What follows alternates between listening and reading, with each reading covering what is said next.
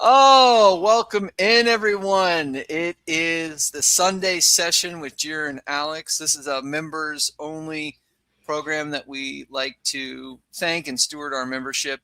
If you are thinking about becoming a member today, please do hit the little link. There should be a little link on the channel. The members really do drive the channel, and they're so vital to everything that we do.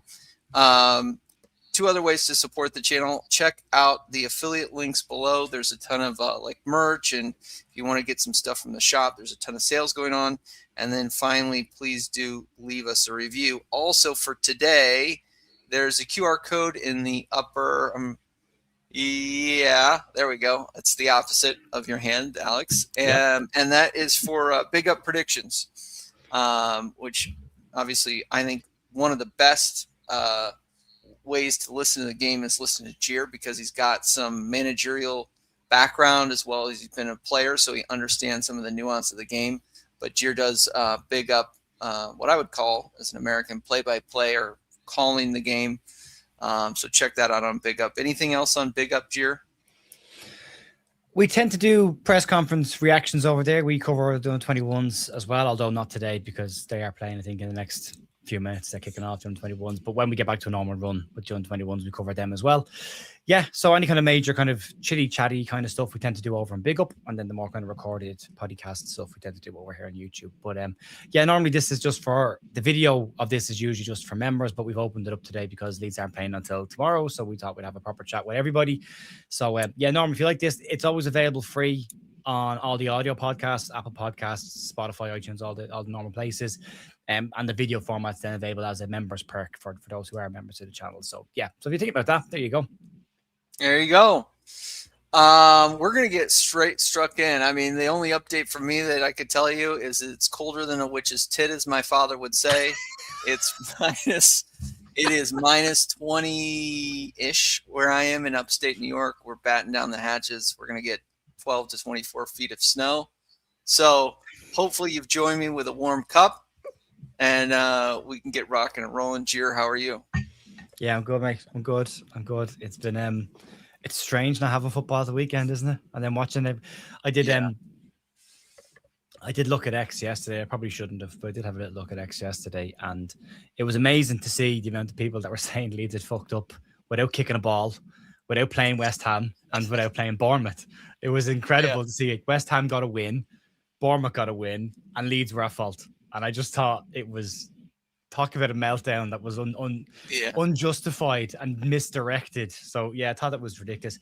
West Ham are going to win games. Bournemouth are going to win games. Every team in the Premier League down the bottom is going to win games. Right. So we just have to look after ourselves and get our results. The fact we had an 8-point gap, that's the whole reason we've got that gap. We can afford to drop a couple of points along the way, and hopefully we still be okay. But you look at the likes of Spurs, Jesus. Yep. They have a hell of a run of games coming up as well, and they could be in big trouble as well. So we're dragging teams into us as well. But yeah, no panic just yet. It does make it a little bit more nervous going into Monday night, knowing what everyone else has done and knowing that they've all got a couple of W's on the board. So yeah, there's a little bit of that. But outside that, it's been a quiet weekend here. It's not quite minus 20 degrees here. It's a bit slushy and chilly, but that's about it. I lost a bit of a panel off a fence yesterday with a bit of a breeze, but that's about it. So yeah, I can't complain, mate. Well, good. I hope everyone stay warm. And yeah, West Ham has hit a bit of a form. We'll talk a little bit about that later. The biggest news of the week, we're kind of get stuck into kind of the broader view of Leeds United during this podcast. We've got the Everton game. We're going to talk about that a little bit later. But the biggest news that really broke this week is that we have sound reporting, not just something ITK or Team Talk. We have some sound journalists telling us that Leeds United have been interested in Strand Larsen, and not only that, they've gone as far as to actually put in a bid, a formalized bid. And then Wolves came out and said anybody can have him for 40 million. Basically, I think that was announcing to any other teams, hey, Leeds put in a bid, and if anybody wants to go to 40, he's yours, going once, going twice kind of thing as the window closes. And then, of course, rumored that we upped our bid from 30 to 33 yesterday.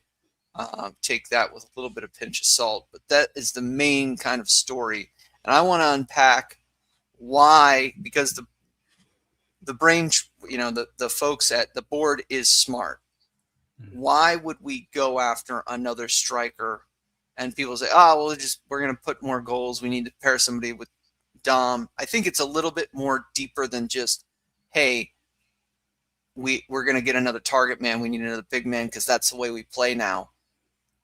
I think the Leeds board is taking a very strategic approach with this, knowing that I think Dom and Mecha are both informed. So let's just break that down.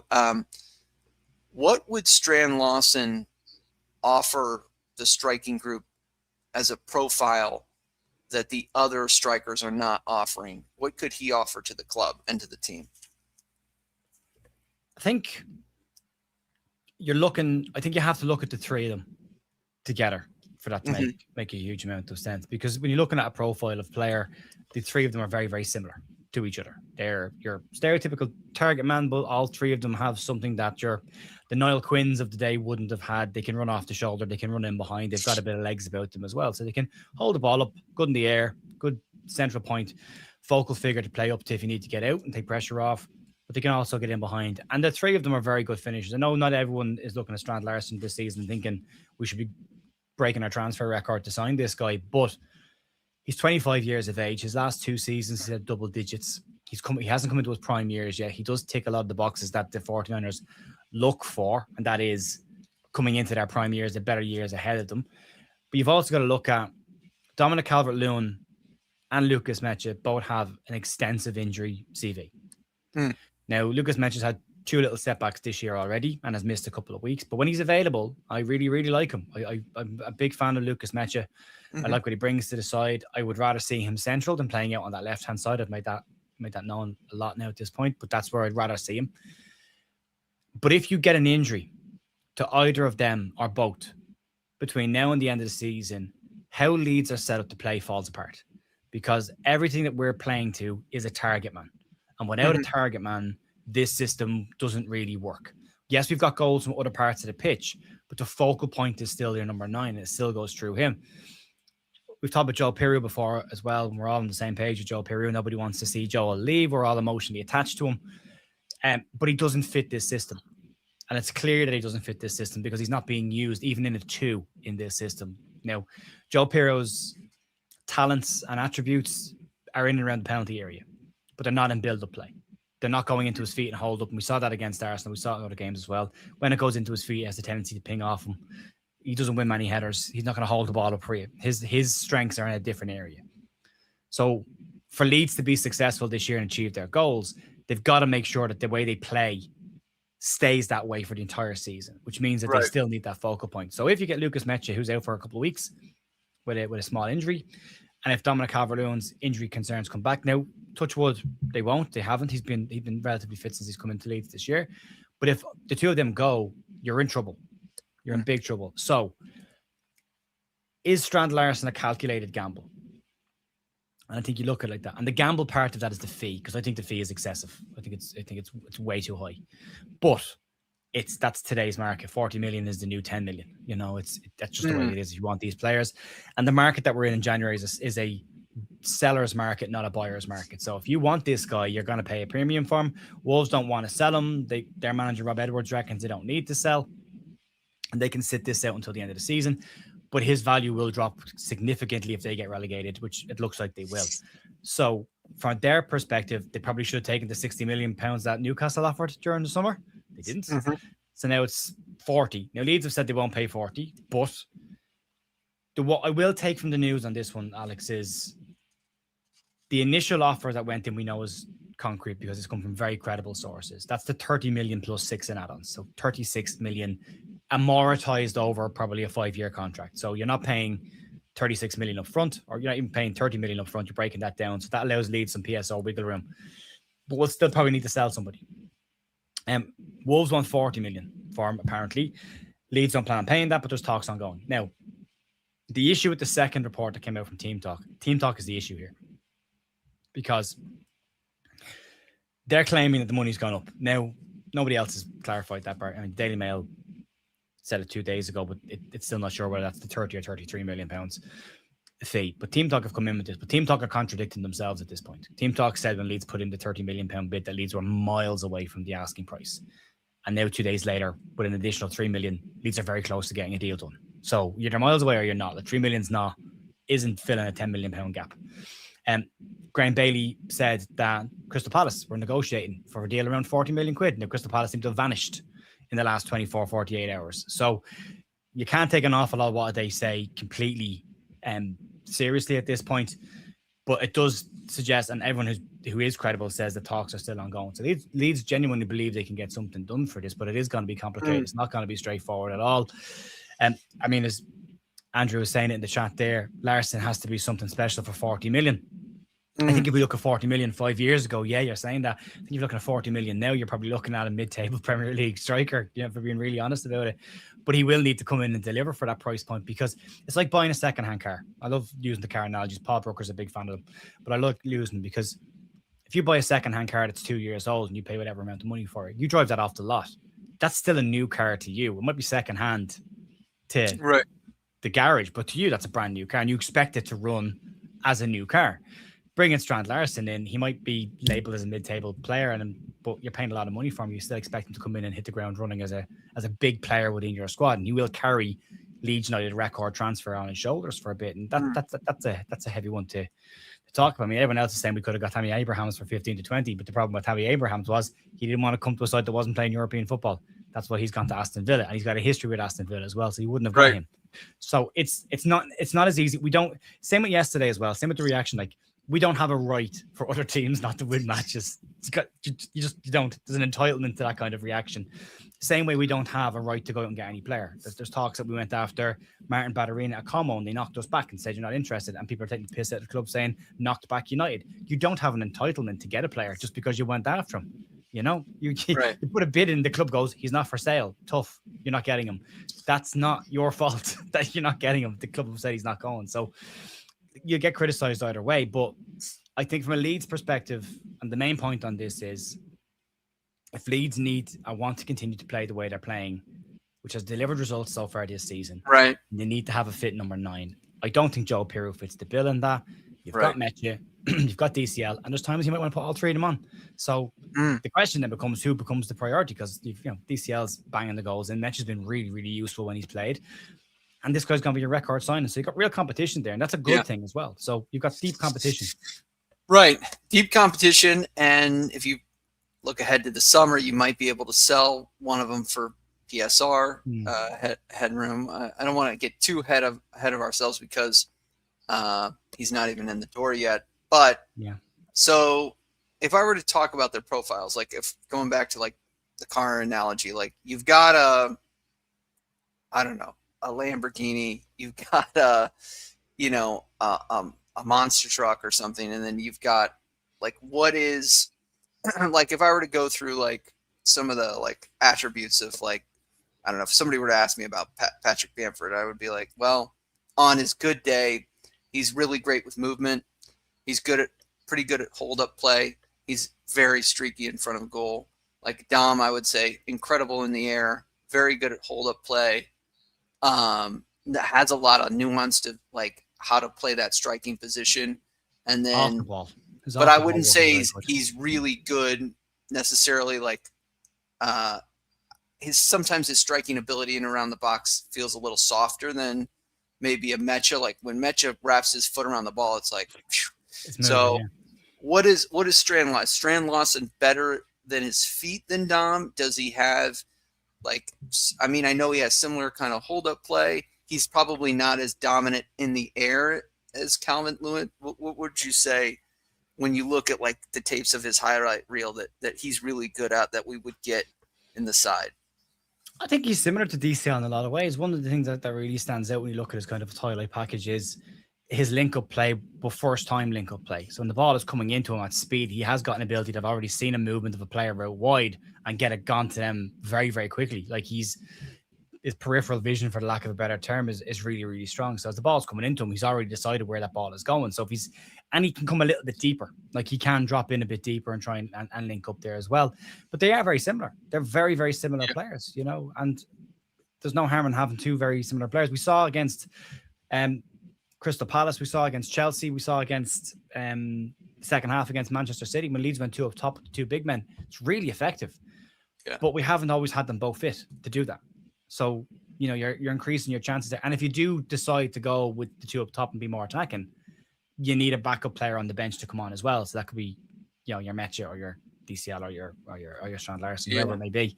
So you do need that extra body there to do it. But I think the profile is very, very similar. I think himself and DCL, there's not massive differences between them. He's taller than DCL. DCL is 6 foot. I think that Strand Larsen 6'3", 6'4". So there's a slight height advantage there as well. So it's not a big bastard going into the penalty area. But yeah, I don't think there's a massive thing about him. I think he's quick. I think he's sharp off the mark. I think he runs off the shoulder quite well. He's rated very highly in Norway. He's the backup for Erling Haaland there as well. Right. So, I mean, there's a lot of clubs were interested. I mean, Newcastle aren't putting 60 million quid on the table for him in the summer if he's not a decent striker. Leeds aren't going to break their transfer record if the data doesn't suggest that he's a decent striker. And the scouts have looked at him and said, yeah, he'll be good. And if you look at I know Leeds run with a data model and it's not everybody's cup of tea, but if you look at what the data model's brought in so far for Leeds this season, they've ticked the boxes. Like they've worked. Stack has been very, very strong for Leeds. Jakob since they went into the back three has been phenomenal in there. Gabby Goodmonton's been excellent at left back. We're going to miss him now for a couple of weeks. The only question mark is the goalkeeper. But outside of that, they've pretty much nailed down all of the transfers they thought would help them in a certain style of play in the Premier League to survive. And again, that was all dictated around these are the things the data suggests you need to do to survive. So they brought those players in, and so far, touch wood, right, it's exactly where it is. Anyone asked about Josh Sargent? We were never in for Josh Sargent. I believe that for a second. Don't waste your time and even believe in that one. Yeah, that's been as an American been a very disappointing story to see him not even play. That's just is like a petulant kind of thing. Yeah, but to go to Toronto of all places, and then Toronto, you were. I mean, come on. Yeah, you were. Yeah, it's disappointing to see him make those career choices, especially as he was one of the bigger high-profile American signings coming to Daniel Farke's side. His first go-around in the Premier League. So, anyways, we digress.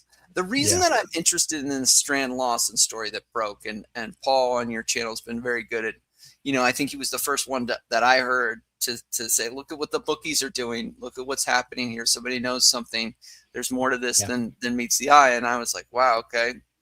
This is a philosophical, I think, flag statement that the club is making of the style of play that we're going to play in the future. And you've been a Leeds fan for, most of your life.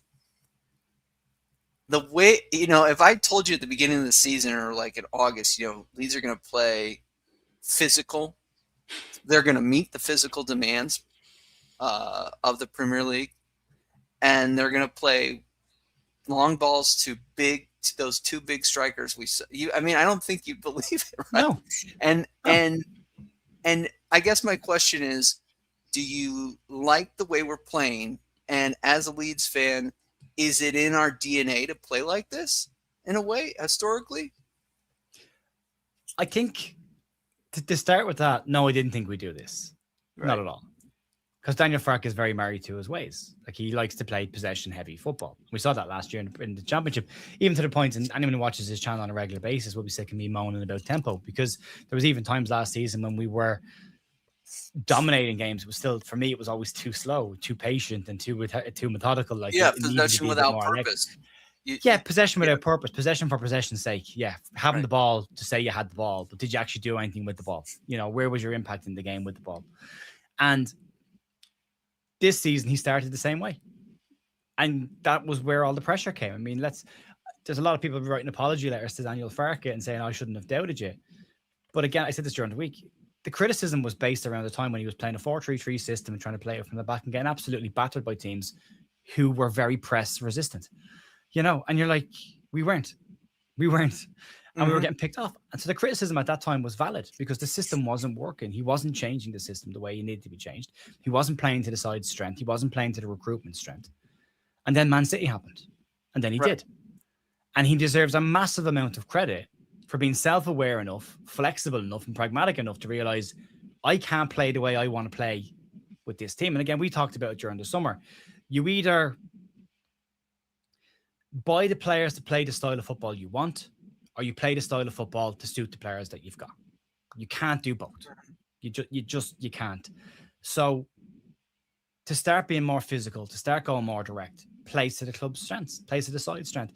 And I don't think, like, we all want to see lovely, fast-paced football as Leeds fans. We do. But we also have, as Leeds fans, like a bit of grit, like a bit of an edge to the side as well. Like, I love physical football. Like, I was a physical footballer. Like, and I'll be very straight. I never mind getting into a fight on a football pitch. Do you know what I mean? Like, so I've never minded that. I'm a big lad, I can handle myself. So I never really minded that kind of stuff. And as a Leeds fan, I think an awful lot of us, that's the first thing that we look for. I want to see a bit of passion from this side in terms of physicality. I want to see us getting stuck into people. I want to see us winning battles. I want to see us winning fights. You go back to the great Leeds sides, they all had that. They all had that edge, you know? Billy Bremner, D1, John Jones, beautiful footballer, but if you annoyed him enough, he'd likely punch you in the back of the head. Do you know what I mean? So that was always there with Leeds. So it's not in our DNA to play physical and play direct. We can do that. You know, we had Joe Jordan at Leeds before, so we've done it that way as well. Viduka wasn't exactly a target man, but we would play into him, you know. So it's there, and why not? I mean, if it's going to be effective, and look, the be all and end all of the next 3 seasons is stay in the Premier League and do what you have to do. I think we all accepted in the summer that the football might not be as pretty as we'd like it to be, but it doesn't matter as long as we maintain ourselves in the Premier League, establish ourselves, and as we grow, then Daniel Farke will hopefully be able to bring in the players of a better technical ability and then revert back to his style when he's got better technical players who are able to play that way at a higher level in the Premier League. But right now, he's got to play to his strengths, and he's doing it, and he deserves credit for it. I criticized him early in the year, and I've always said it, praise and criticize in equal measure when relevant. He absolutely deserved the criticism at the start of the season, but he absolutely deserves the praise right now for what he's doing. He's done a cracking job turning this around, and it's shown real flexibility and growth from him. So that's a massively positive thing from a Premier League manager as well, to not just be stubborn enough to stick to your systems. I think Darren McAnthony on Sky Sports said it. Farke maybe realised this was his last crack at a Premier League job. If this didn't work, he might not get another one. So he decided, why not? Feck it. Change it. Yeah. And whether he did or he didn't, whether he just decided himself, I always planned on doing this. Fine. It's working. Let's keep it. But I like the unpredictability about what we're doing now, as well as the physicality side to it. The first 10 weeks of the season, we could tell you it was a 4-3-3. We knew what players were playing, and we could call it on Wednesday.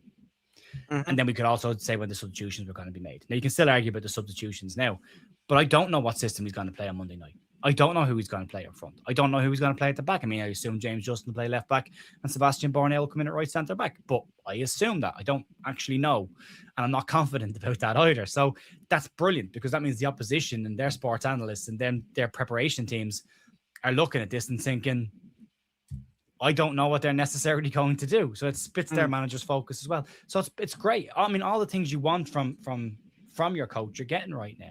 Did we get it earlier in the season? No. Are we getting it right now? Yeah. And is the physicality a very important part of that? 100%. Absolutely it is. And I have no problem with it. Yeah, I like the unpredictability aspect that you mentioned. And I like the fact that we're different. I like the fact that I think teams are going or talking about the league in general. Leeds are a little different. They're a physically imposing side, which I think we always were in a sense when we came up with Bielsa, but it was a different kind of physicality. It was fitness. It was like wind and things like this. I think this time, like you said, we're big bastard FC in a way. And we can go toe to toe with most teams. So, that kind of message I think in a dressing room of like, hey, congratulations on your last win, lose or draw or whatever. But now you're coming into Leeds, and that's going to be one of the most physically imposing games of the season. They're probably going, oh God. So I like all of those things. And I do think being a newer fan, it is a little bit part of our DNA to be like this, to be, to be, just physically dominating in sections of the game. So it's fantastic to see. I'm glad to see the club is evolving and adapting to it. And this would be a great, fantastic signing if Leeds are able to get it over the line. Fingers crossed. Let's dive into the table a little bit. So some results came in yesterday. Of course, West Ham won. I always thought that was going to be a match. It's early kickoff. They're going down into London. Some West of Ham. those away records not good. They scored 5 goals all season away from home. Yeah, So I was expecting like a loss, but the fact that they kind of got embarrassed of 3-0 at halftime. They won the second half, to be fair. But yeah, okay, West Ham without kicking a ball, West Ham have picked up 3 points. That's to be expected. They're going to have runs. Some other movement around the table. I guess Tottenham lost. Bournemouth won. Liverpool seemed to be a mess. But yeah, what are your thoughts on just the table right now, where we sit and how we're doing? I wouldn't mind being the mess that Liverpool is right now and sitting fourth in the Premier League. I'd happily Maybe they need to spend more money. It's like that's what maybe they're they do. What a $500 million. Yeah. Yeah, that side screams too many players brought in and haven't gelled yet. Like it stinks of that. Well, that's what I think's happening at Forest, and that's what I think could happen at Tottenham. I think you have a lot of players with egos.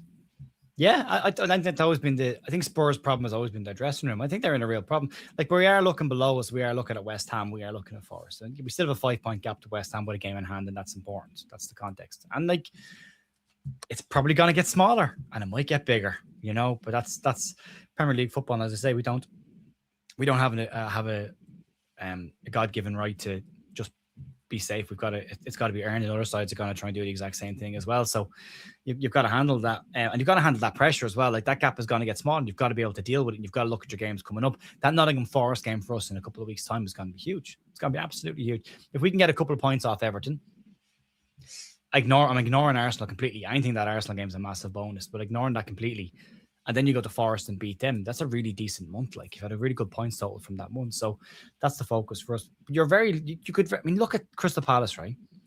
Mm-hmm. Sold Mark Gahey. Looks like they're going to sell Jean-Philippe Mateta. Their manager has said he's leaving, and they're 3 points ahead of us. I mean, that's not a calm environment to be in. And we've seen managers announce they're leaving at the end of a season before, and the entire season fall apart as a result of it. Because, are you really committing yourself to a manager who's told you out straight, I'm not really committed to you, So, yeah, it's an interesting one. Yeah, I think there's more teams involved in this situation right now than just us and the ones below us. I think Spurs get dragged into this. I think they're a mess. I think they got some decent players, but don't. I'm trying to think who said this to me. It might have been Joe Blackburn, or it might have been Paul Brooker. I think it was Joe Blackburn who said this. Joe, if I'm wrong, tell me I'm wrong. But I think it was Joe Blackburn who said this: that Spurs, when they lost Harry Kane and lost Son. Yeah. It might have been you, actually, Alex. Even. No, it was Blackburn, but it was Blackburn. Yeah, listened to it and said that's. But when you take those two players out of it, it's an incredibly average squad. That they were an average squad propped up by a couple of really good players, and when those players moved on, they didn't replace them with that level of player, and they became a very average side. And Joe said, "Yeah, it sounds like something Joe would say." Yeah, so it might have been Joe. It might have been Paul. I can't actually remember. I don't want to give credit to the wrong person, but yeah, take the credit right now, Joe. Yeah, it's an interesting one. Look, I think there's more involved in this. We just got to focus on our own jobs. There is far more instability at other clubs right now than there is at Leeds. Leeds seems to be quite calm outside of. West Ham could be. Yeah, they've won their last. They're saying, they've won 3 in a row. One was an FA Cup game, but 2 league wins in a row. That could fall apart next week. Nottingham Forest, they're unbeaten in the last 2. Could lose next week, all of a sudden it falls apart again. We could lose a game and all of a sudden panic sets in at Leeds. Do you know what I mean? Like, it could happen, and it's Andy's saying it right in the comments there as well. Somerville got a second win all of a sudden. Yeah, but that's what you're looking for, isn't it? The season we went down, you were looking for those kind of players to step up and be the ones that got you goals and got you points. So we're doing okay. We're scoring goals. Our away record is improving. Everton won't be a straightforward game on Monday night, but we go into that game thinking we've got a chance to get something out of that game, And then you look at Nottingham Forest and think, we beat them. That's the turnaround game for me. Prove we've turned our corner. Beat them. We were so limp against them away from home. Beat them at home. And then all of a sudden, there's a bigger gap to them. And it's a 6-pointer. And then you look at the running. You've got Wolves at home. You've got Burnley at home. Beat the 2 of them at home. They're 6-pointers. You've got Nottingham Forest at home. You've West Ham away. Their home record's not great outside of the Sunderland game, right? So there's opportunity. We've got Bournemouth at home as well. So there's opportunities there to pick up points along the way. So yeah, I'm not overly panicked by where we are right now, and I think other clubs have got an awful lot more problems right now. Initially, right now, and that'll change, but right now that's the situation. And I think the club is investing in the squad too. Like when you hear, Buenanote coming in, Jack Harrison going out, like I think that fills the dressing room with, okay, we've stepped up the quality this month. They really believe in us. If we get a Strand Larsen over the line, I think that's another thing. Like, okay, the club is really going for it. We're not down tooling by any stretch of the imagination. And I don't think we're just buying players to buy players. I think that, there's some deep strategy happening here at the club, which is what I love. Let's dig into Everton. We got Everton tomorrow away. I think it'll be another physical game. Dom comes back to his former club. That's great. Tasty for the neutral, as they would say. A team that we could really, I could see really anything. I could see a win. I could see a draw. I could see a loss. If it's a loss, I don't think it's a heavy-handed loss. But how are you on picking this one? I haven't really been watching too much Everton. Obviously, Jack Grealish, the news came out that he's going to be out for a month or two with a stress fracture in his foot. So that's good. He's always tricky, specifically around the box. It can be very difficult to defend without fouling him. But what are your thoughts on Everton coming up tomorrow? Yeah, I spoke to one of their channels this week, Falcon Blue, and we were chatting about it. And the interesting thing about them is they've got a very good squad. They've got a really, really good squad. I mean, Anna Pope spoke on Square Ball about it this week as well, about saying that they're looking at the upper end of the mid-table, like into the top 10 positions of the squad. But the problem that they've had this year is they've not all been available, and they're missing a lot. They're going into tomorrow's game. Ndai and Idris Gueye are back, but whether they'll start or not remains to be seen. And Ndai is an incredibly talented player, and one that a player I really, really like. I don't know if he plays. Michael Keane is out with a suspension. Jack Grealish is out with a broken foot. Keenan Dewsbury Hall is back in training, but whether he'll feature remains to be seen because he's just back in training after being out for a while with an injury. They've got doubts over Alcaraz. They've got doubts over I can't get this guy's name right, Igor Abunam. And they've got doubts over Jared Braithwaite as well, but Jared Braithwaite could be back in. Now, if they're missing Braithwaite, if they're missing Keane, if they're missing Grealish, if they're missing Dewsbury Hall, that's a weakened side. We're possibly missing Gabby Goodmunson, which is a huge loss for us, but James Justin's been incredibly tidy since he's been in place for us. So it's a weird one. I would take a point right now, but I would take a point in every single away game, bar the ones of the sides below us. I would happily take a point away. Draw away, win at home, you're going to be safe. So I would take a point right now. We got 3 points off them at home at the start of the season. It'll be a very different game. The two sides are very different from that now as well. So, but I would take a point right now. I'd love 3. I think we're capable of 3. If we play I'd like to see 2 up top in this game. I'd like to see him go for the 2 up top. I know it was talking. Yeah, and his explanation made sense as well around why he's not doing it every single week, because as he said, when you play 2 up top, you get stronger down the spine in the middle of the park, but you lose a bit on the wings. And if you're playing against sides who are very attack-minded and very focused on the wide areas, then by playing with the 3, you kind of cover the wide areas. I know we don't get a huge amount out of Noah Okafor right now, but at least he distracts a fullback from bombing up the pitch. So it depends on how you do that. So the explanation made perfect sense. I'd like to see him go for this one, and he has so far since the turnaround, he has been fairly aggressive with his decisions, and he has been fairly attack minded with his changes. I'd like to see Mecha and DCL start up top. I think that would give them a huge amount to think about, because Jacob Bryan will likely go in centre back, and Jacob Bryan's a big lad. So, adding a second body up there makes it easier for picking players out as well. You'll probably see Buenanote off the bench. But I think Brendan Aaronson's been very good in the 3, the 2 behind as well. You could probably see Buenanote come in for Okafor, or Nanto even come in for Okafor. I still think there's an awful lot more to come from Okafor, but I understand the criticism right now. But we write players off too quickly, and we have to roll back in our decisions more often than not about players that we're writing off. So how he sets up will be interesting. The defense is going to be interesting as well. I think Barnell's been fine when he's come in. Darlow very safe last week, very steady bar one moment. But again, Farka pointed out, he hasn't played a huge amount of games, so you're going to get those odd little moments. But yeah, if we get 2 up top, if we go to the 3-5-2, great. But if he goes with Buenanote and Aronson in behind either, doesn't bother me too much, and you've got a good player in Metcha coming off the bench as well. So, yeah, it'll be a physical game as it was in the first one. Win the battle in midfield. Anton Stack being back is huge for us as well. Grill's been fine in there, but I think last week I noticed Anton Stack's absence, and I think that says an awful lot about him. So one of those players that maybe he's very good, but you notice him more when he's not in the team. So yeah, getting him back in and winning that midfield battle is going to be hugely important for Leeds. But yeah, it's a game we can get 3 points in, Alex. It's a game we could get a point in. And as you said, we could lose it as well, but I don't think there'll be a huge amount in this game. How do you see him set up the the midfield? I did see Stack was back. At least he was on the training videos, and I believe he's taking training. So it's looking up that he can start and play.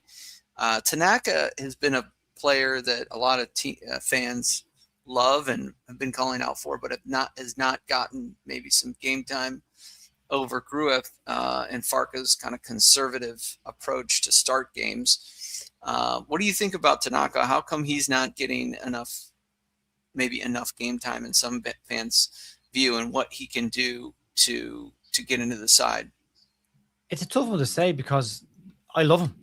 Yeah, I would play him because I think he's a very progressive midfielder. Like, he can do the defensive job, but he can be very progressive. I think Farke has gone for Gruev, and again, Gruev is undervalued, I think, by a lot of people, but everyone's entitled to their opinion on it. Look at Ilya Gruev's stats this season: 90% passing accuracy, won 60% of his total duels in midfield. Like, as a defender in midfield, he does what Daniel Farke wants him to do. Tanaka's a different player. Tanaka will get the ball and drive forward. So if you want to be more offensive in midfield, which I think we always should be, just to be very clear on that, I think we should be, you play Tanaka because he can win the ball, but he can also break forward. But he probably not as tidy. He is very good with the ball still in the 80%. But if you're trying to be defensive, Gruev is the one you put in there to try and make sure nothing goes through the middle of the park. So he works in that specific role with Ampa, and it gives Ampadu a little bit more freedom to kind of be a playmaker or a quarterback a little bit more. You could toss a coin for any three of them, though. Like, I would see lots of reasons why Tanaka should start games. I understand why Gruev has played certain matches this season. Yeah, sorry, Tom is making a very good point. Don't sleep on Longstaff either. That shows you the depth in the midfield there as well. When Longstaff was fully fit as well, there's a physical player that really breaks things up and is a tempo driver as well. So yeah, it's a manager's dichotomy, isn't it? He's got a problem. He's got to pick 3 midfielders out of 5 that can all do a job in there, and they've all proven this season that they're very capable of doing a job. So it's a tough one. Personal preference, I would go with Stack, Ampadu, and Tanaka. Personal preference, but I understand in certain matches you're going to lose a bit in midfield defensively with that. Maybe that's why he played, but that's why he's the manager and I'm not. maybe. He gets paid £3.5 million a year to make really tough decisions. And that midfield, we've talked for years about not having enough players in midfield. Now we've too many. And now you're looking at it going, as a real competition for places in there, which is so good. And he has some really tough decisions to make. And I don't envy that. Because no matter what he does, he's right or he's wrong. Like, if he starts Groove and we get a clean sheet and we draw 0-0, people will say, well, he should have played Tanaka because we might have got a goal. If he plays Tanaka and it's a 2-1 defeat, yeah, we scored, but maybe we lost the goal. You know, he's kind of damned if he does and damned if he doesn't. But yeah, there's lots of different permutations to that midfield, and it's a good position to be in. I love the way Farke has been going for it a little bit. Like you saw, Man United, he went for it at the end, didn't wind up getting the victory. Maybe could have gotten the victory had Perry not come out, but it was again a very difficult. So difficult to criticize goalies because it's such a highly skilled position that's very nuanced to that whole world. It's almost like a whole game within the game. He went for it away at Newcastle, so like that. And I think he went for it at home to Fulham. So he is going for it at the end of the matches in recent games. And I think he's got options now with Buonanotte off the bench, Nanto off the bench probably. Okafor, if he's on the bench, can offer some, can trouble some fullbacks. I think a lot of people have been calling for him to be maybe replaced by Nanto, but still. And then, of course, Mecha is an option. He's just got little things he can do to affect games. Hopefully it's not always at sub o'clock, as you say on the on Big Up. Come on. But you know what? It's Come on, it's 7 o'clock. but at the same time, this is the problem with sub o'clock. Like we all have a joke about it, but and sub o'clock is 70 to 75 minutes. 73, 75 minutes. Yeah, that's that 5 minute gap there.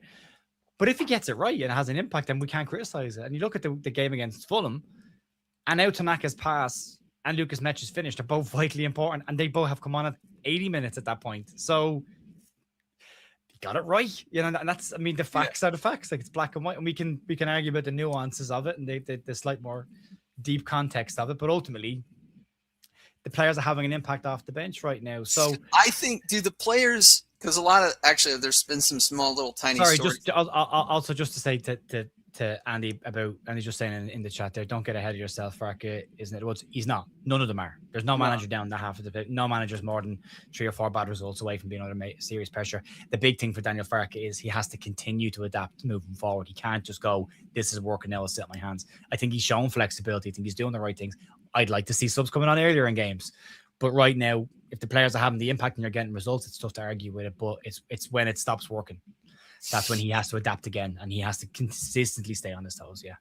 He does seem to be a player's manager, right? Like, I think that there's different managers, all have different strengths and qualities. And like, some might be tactically geniuses, but they're not, they're difficult to talk to. Like Bielsa was a manager that I think the players played for, but then also it was tough to break that wall of a relationship.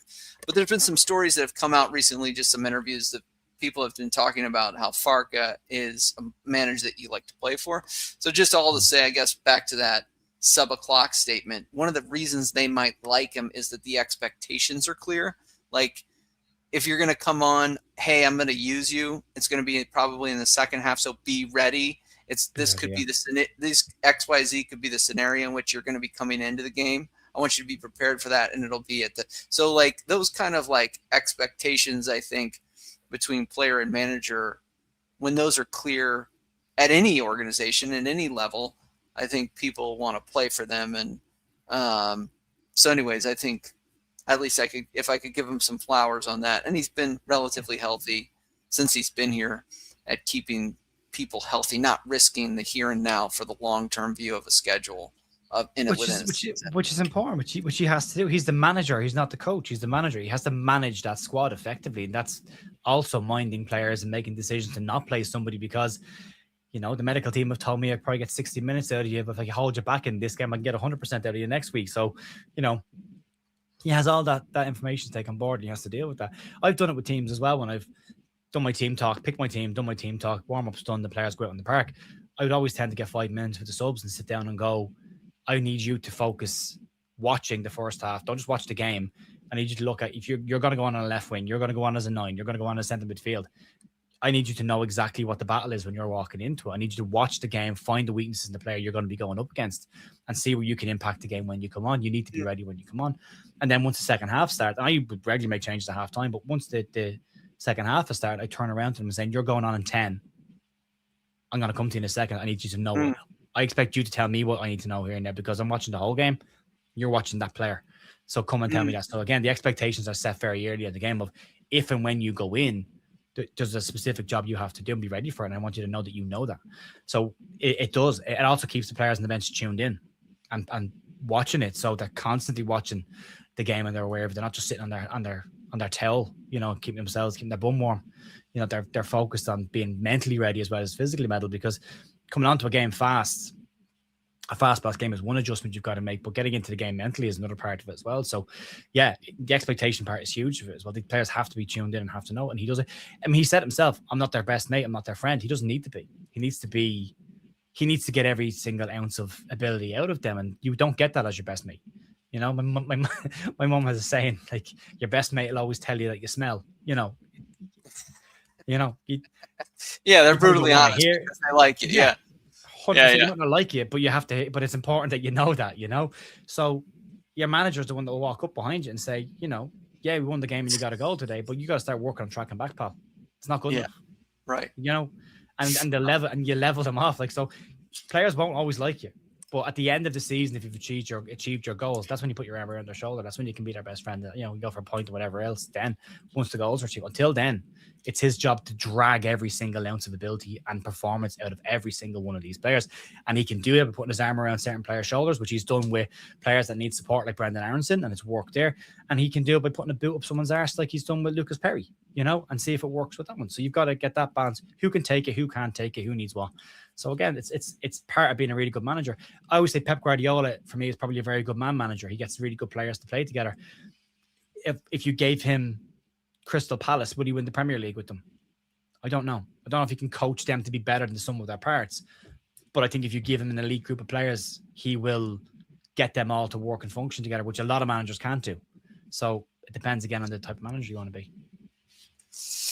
I want to talk one question, and then we should get stuck in the comments a little bit towards the end. So one last question from me, but it came out, or it didn't come out. you follow the club a lot. You understand like I think the nuances of the ownership model and the ownership structure, as well as the manager structure. But just the way Daniel Farke and Adam Underwood work together, I think is interesting, because you talked about the manager versus coach, and then the whole the joke, the cringe Chelsea manager came out. What are we doing, man?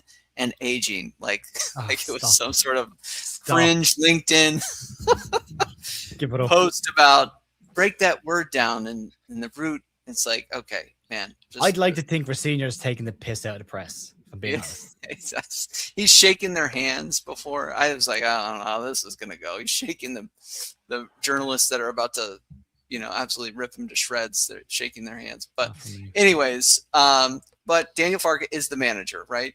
Adam Underwood is the sporting director. They do not, like Daniel Farke does not report to Adam Underwood, just to look at like underneath the hood and the organization chart. They are peers. They have to work together. They have to play nice in the sandbox. They're equals in terms of recruiting. And Adam Underwood views his role as helping Daniel Farke win games. That's really what he does. What can I get Daniel Farke to win games? Yeah. And then they both report, I think, up to the board. But what are your thoughts on how Leeds United's organizational chart is being managed? And we're a little bit, each club is different, but I like the way we're set up. Yeah, it's a relatively flat structure. Within that interview was obviously with Adam Underwood this week that came out, when he was talking about the structure where he sits relative to Daniel Farke, and he said they sit level with each other. So the manager and the sporting director are side by side. But I mean, the whole point of a director of football role was for a head coach. So the head coach could focus on the football, and the director of football would focus on the admin, the paperwork, the managing of the side, not the coaching. So it freed up the manager to just look after the coach, to just focus on the footballing matters on the pitch. It's kind of strange if Daniel Farke is the manager, because he's still looking after all of the aspects of it. He's got say in everything. He's got final sign off on contracts. He's got final sign off on transfers.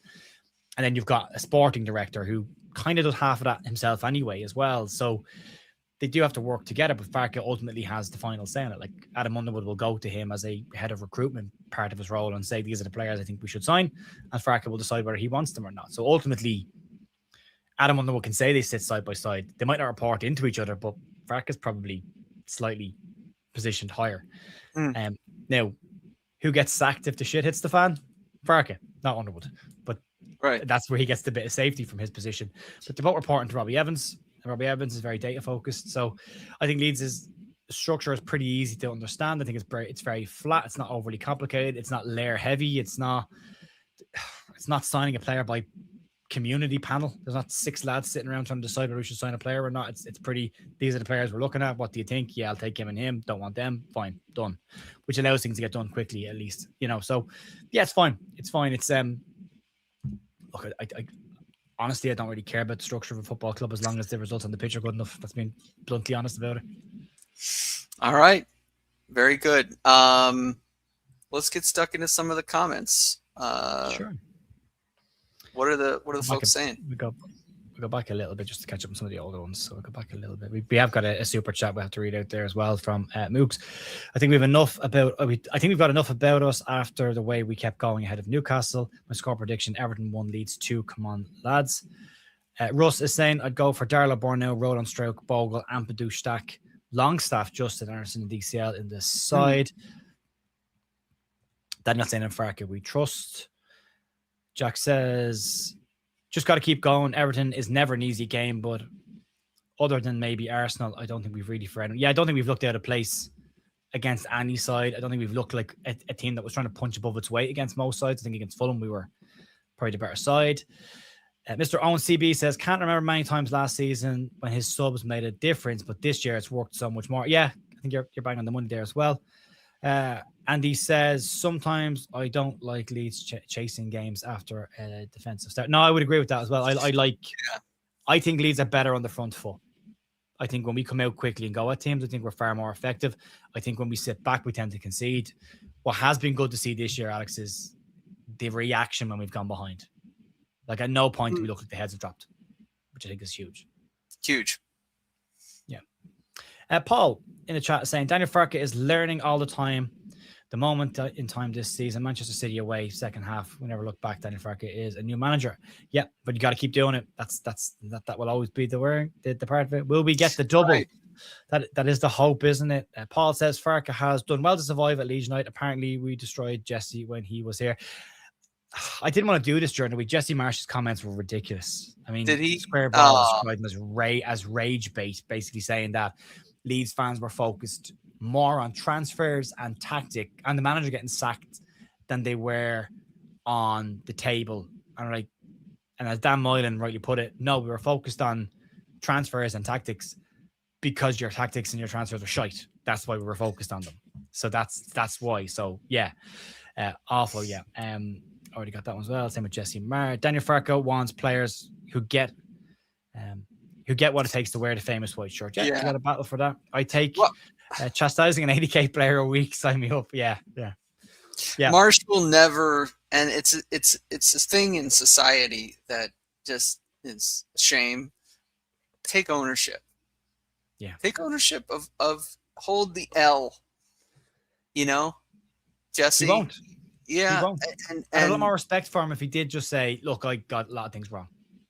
I got to learn if I want to come back to Europe, which I don't think he will. I mean, he keeps talking. I don't think he's going to get. I don't know who's going to take a chance on him. He's got to go fairly far into the World Cup with Canada to I think somebody to take another flyer on him. Yeah, I'm not sure about that. We'll see.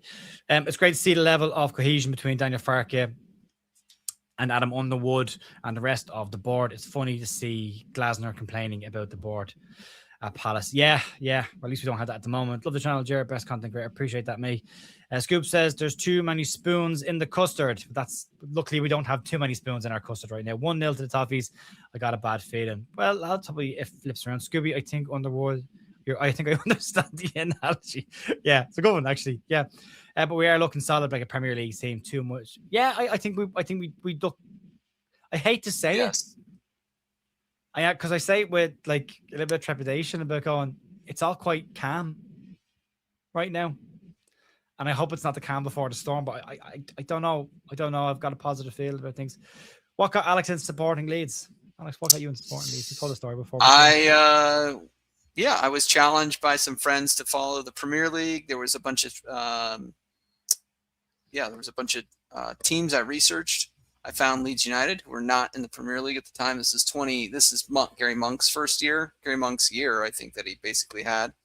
And my first game I texted you that I watched was Liverpool versus Leeds in the FA Cup. It was like Trent Alexander-Arnold's debut, I think. We lost the game 2-0, but I don't know. It was just exciting. I'm from the Midwest of the United States, working class, love the one club city.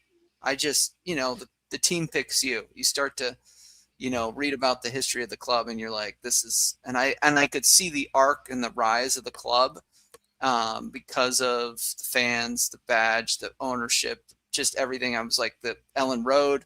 I'm like, this club's going to come back and I'm going to just start rooting for them. So, yeah, I don't follow any of my American sports as much as I used to, and I follow Leeds United primarily. I don't know. I got somebody that told me that I need to stick to my local. Nah. But hey, and the MLS doesn't start up for another month. I mean, I don't know what it was like FA Cup time where I think everybody was like coming out of the woodwork for their neighborhood teams. But anyways, it's always good to go to local. Like, I mean, I live near Drogheda in Ireland. I would go to see Drogheda United every now and then, but I don't support Drogheda United. I'm a Cork City fan because I was born in Cork, so that's my club. I support them, but they're the other side of the country, so I don't go to their games. So yeah, and I think you want Leeds to be an international club. I think you want more fans, and I think there's a lot of like, plastic American fans. If they come in at the right way, and I get that, especially when you saw Jesse Marsh and Tyler Adams and all that, you probably did see some fair weather plastic fans. Yeah. But if they come in at the right way, you bring your arm around them, and they're spending money at the shop, they're investing in the club, they're flying over and spending money on the game. So why not? You don't come in to support a club because of a player and then leave when the player leaves. You come in and support a club. I hate this. Right. I support a player bullshit. You support a club and you support that club through the good and the bad. That's your team. Once you pin your colours to the mast, that's it. You're not changing. Right. That's your side. So, yeah. NFC Lee says we prefer to see Nanto instead of Okafor. He's not been good recently. Yeah, I get the criticism of him. I do agree with Daniel Farke as well. He's very good at running 1v1 against players. He just doesn't do it enough. I'd like to see him do it an awful lot more. Could see Farke's evolution must carry on 100%. I'm a big believer in set yourself a goal, get to that goal, and then when you get to that goal, go, right, what's next? What's next? Always looking ahead. Robertson for competition at left wing back if you could afford him. I don't think we're getting Ben Chilwell either because I don't think we can afford him. So I think it's only one more player. We'll have to wait and see. Maybe a loan. There might be a good laugh at the square ball clip from it was so good. It was really, really, you could see it coming. It was so good. Also, by the way, there is a link down below. If you're in Ireland and you're in the West or you fancy going to the West, Square Ball are coming to Ireland. They're doing Dublin, Belfast and Galway. Dublin and Belfast, I think, are pretty much sold out, but Galway still has available tickets. I'm going to the Galway one. It's in the Roisin Dubh, cracking spot. My wife gigs there from time to time as well. So, yeah, if you're in the West and you want to go to see the Square Ball live in March, the details are down below. There's a link. You can click on it if you want to. Won't get into that one too much. Moving on, then we got another super chat from Paul, and he says, we can stay up comfortably. Premier League quality isn't great, and we are a very good team. So far, we are. And he says, tactics aside, I like Jesse Marsh. I hope that doesn't make me a bad person. I like the fact that Jesse Marsh peeled back the curtain and let us see behind a little bit on what was going on. I did enjoy that part of it. I would have liked a bit more wit. Yeah. I have my toffee hammer ready. 3-1 tomorrow, lads. Tricky match tomorrow. I'll go with a 1-1 draw. Dominic to score.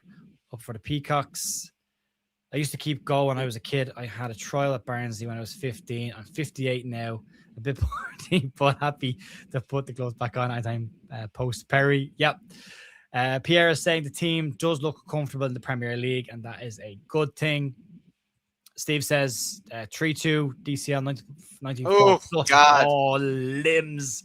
Limbs would be great. And they would Alex just be devastated.